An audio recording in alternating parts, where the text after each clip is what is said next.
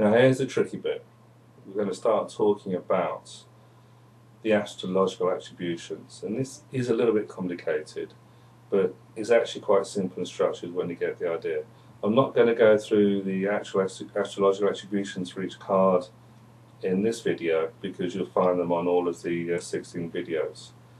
The first thing to understand is that the princess cards do not have an astrological attribution. Okay?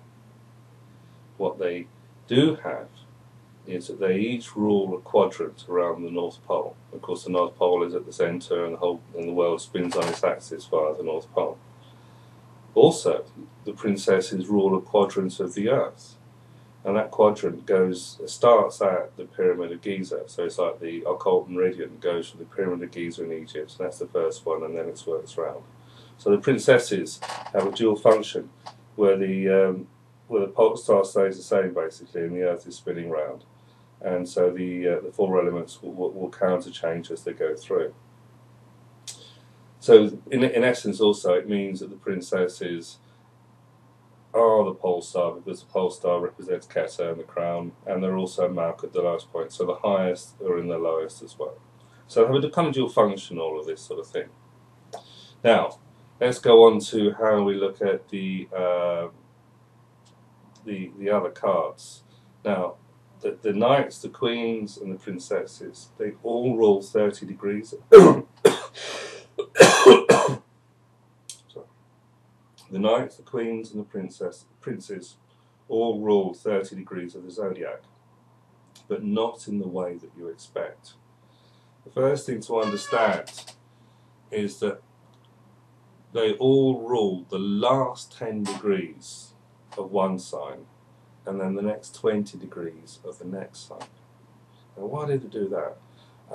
You have to understand that the whole concept of the court cards is that they're not really one element. They're counterchanged with other elements all the time. It's always going on. So, and also in the decanate system, it means that there are 3 decanates for each sign of the zodiac: cardinal, fixed, and mutable. So the energy starts from the cardinal, it's a big onrush up, it stabilises in the mid 10 to 20, and then it drops down again, and then it starts up again for 0 degrees for the next sign, stabilises, and then it goes down again. So the court cards start with the weakest part, and then get strong for the next 20 degrees, and then the next court card will come in, it tapers off the last 10 degrees, then gets stronger for the next 10 degrees, then stabilises for the middle 20 degrees. That's going through.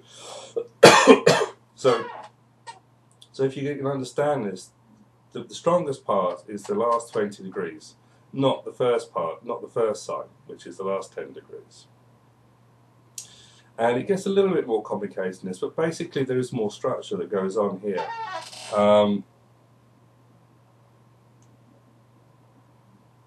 So, the knights, they rule the last 10 degrees of the fixed signs, and then they rule the first 20 degrees of the sign after that, which is mutable.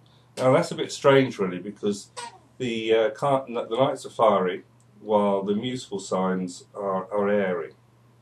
So there's a sort of strange funny thing going on here.